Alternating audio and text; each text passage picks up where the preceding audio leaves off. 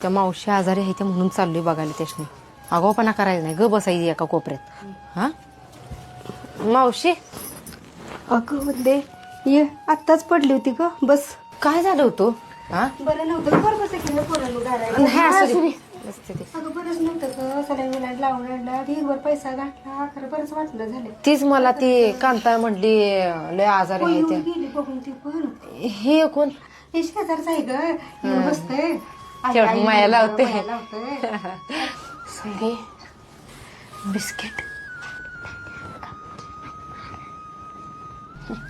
इजा.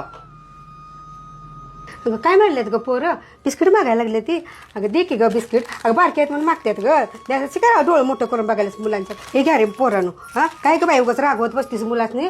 हा इधर रे मुलं तुला. नको, आमच्या आईनं सांगितलंय कोणाच्या घरचं खायचं पिन नाही आणि मागायचं पिन नाही. चला बसलं तुम्हाला सांगते बरोबर.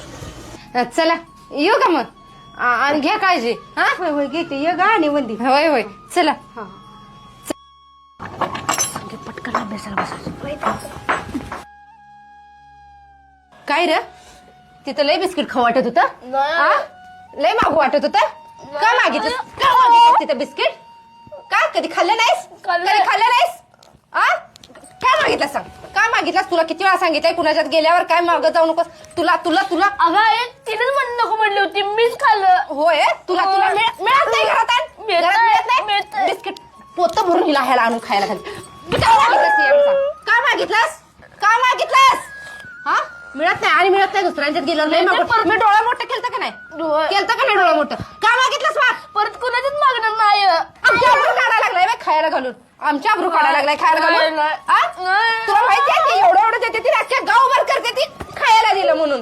हा परत कुणाच्या घरात काय सुद्धा मागायचं नाही. जेवढं आपल्या घरात मिळतंय तेवढंच खायचं. हा मागणार काय परत? मागणार?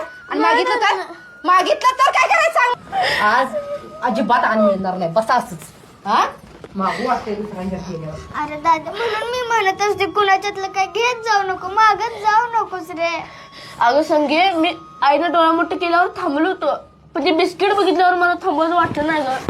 आता आईने एवढं बोलले, आयुष्यात मी कुणाचं कधी काहीच मागणार नाही बघ.